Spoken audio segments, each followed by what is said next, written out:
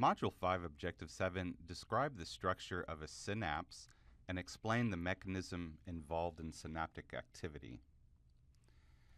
A synapse is a specialized site where neurons communicate with other cells.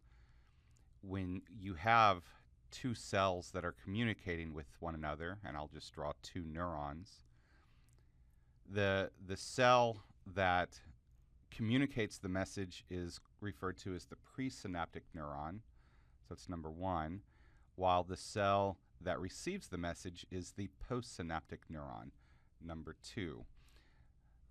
So for this synapse, one is the presynaptic and two is the postsynaptic. I've done this before, but it's worth repeating. If you have another cell or another synapse, then it changes. In fact, for this particular synapse, 2 is the presynaptic neuron, while 3 is the postsynaptic neuron. There are two types of synapses, an electrical synapse and a chemical synapse. Electrical synapses are found where the pre- and postsynaptic membranes are actually locked together with gap junction. If you consider sort of the synaptic terminal of the presynaptic cell, it is physically attached to the postsynaptic cell. So there is a physical attachment, and what's holding those two membranes together are gap junctions. Remember, gap junctions from lab are junctions that allow for cell-to-cell communication. So ions that can actually move from the pre to the postsynaptic cell. They simply move through those gap junctions. As an action potential is propagated down the length of the presynaptic cell, it doesn't have to trigger the release of neurotransmitter because you don't have a synaptic cleft. But these action potentials can move right through those gap junctions to excite the postsynaptic cell. Even though electrical synapses do away with the need for neurotransmitters, they're relatively rare. They're found in some areas of the brain, the eye, and a region called the ciliary ganglia, which we'll look at later. The chemical synapse is what we're most familiar with. It is the most common type of synapse between neurons. It is the only type of synapse found between neurons and other cells, such as muscles or fat. And with a chemical synapse, the two cells, the pre- and postsynaptic cells, they're separated by a physical space that we call the synaptic cleft. And with that space, it necessitates a messenger, and that's where the neurotransmitters come into play. So the types of chemical synapses include neuromuscular and neuroglandular, where the neuromuscular is a synapse between a neuron and a skeletal muscle fiber, and the neuroglandular is a synapse between a neuron and a gland. Neurotransmitters are the chemical messengers that are created and stored within the presynaptic cell within synaptic vesicles. These are vesicles within the axon terminal, and they are released into the synaptic cleft, and they're going to diffuse across the cleft. They're going to bind their receptor on the postsynaptic membrane, and then they're aptly broken down. Once broken down, you either have generated a waste product, which is carried off and disposed of, or they're reabsorbed and they're reassembled by the axon terminal to be used again. Functions of chemical synapses. If we look at how chemical synapses operate, we know the axon terminal releases neurotransmitters that diffuse across the cleft and bind to receptors on the postsynaptic plasma membrane. And when they bind, they're going to produce a localized change in the permeability of usually sodium, and that's going to lead to a graded potential. Remember, graded potentials are temporary, localized changes changes in transmembrane potential. And if that graded potential is strong enough to reach threshold, remember threshold is about a 10 to 15 millivolt difference on average, then an action potential will result. And if an action potential results, then the message is transmitted down the axon and to another synapse. So an action potential, whether or not an action potential is generated, really depends on two things. One, the amount of neurotransmitter that is released at the presynaptic cell, and secondly, it could be the sensitivity of the postsynaptic cell.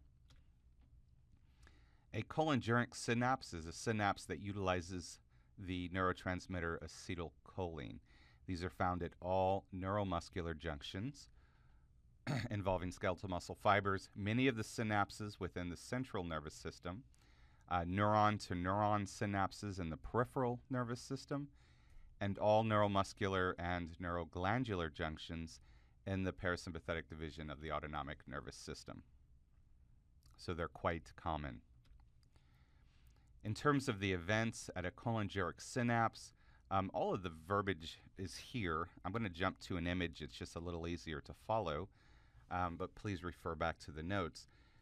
We start off with the arrival of the action potential, and we can see that right here with this, this red coloration. The action potential has been propagated down the length of the axon, and it reaches the synaptic terminal. So the arriving action potential depolarizes the axon terminal membrane of the presynaptic cell. Step 2, that depolarization of the axon terminal opens a voltage-gated calcium channel. So calcium ions are then going to move into the axon terminal, and they're going to ultimately cause the exocytosis of acetylcholine. So as calcium ions enter the cytosol, it results in the release of acetylcholine from the synaptic vesicles via exocytosis, and we see that happening right here and here.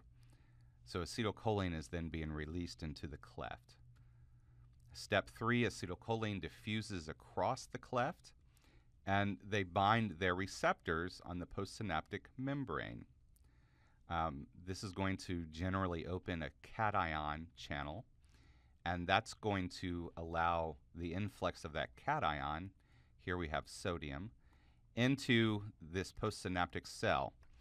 And just like we saw with the neuron, when you have an influx of sodium, it leads to a depolarization. So you get a graded depolarization of the postsynaptic cell due to that influx of sodium. Step 4, acetylcholine esterase, the enzyme that breaks down acetylcholine. And acetylcholine is broken down into two molecules. We have acetate and choline. Choline is reabsorbed by the synaptic terminal, and it's used to produce new acetylcholine molecules. Acetate is a waste product that is carried off and dealt with in other areas of the body. For every synapse that you have, it causes a delay of 0.2 to 0.5 milliseconds. This is the delay associated with the arrival of the action potential at the axon terminal and waiting for the neurotransmitter to diffuse across the cleft. So it's 0.2 to 0.5 millisecond delay for every synapse that we have. Fewer synapses then lead to a faster response. In fact, many of our reflexes involve only a single synapse. If you consider two lines, and I'm just going to draw a series of neurons, every synapse adds 0.2 to 0.5 milliseconds to the time it takes a message to move through those cells. If you have a single synapse, that time is reduced. So many reflexes, you put your hand on a hot stove and you reflexively remove it very quickly to try to eliminate damage. Many reflexes involve just a single synapse. We refer to them as monosynaptic reflexes.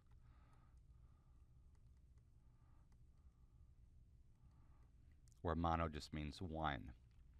The other property that we can consider is synaptic fatigue, and this occurs when the neurotransmitter cannot be recycled fast enough to meet the demands of the stimuli.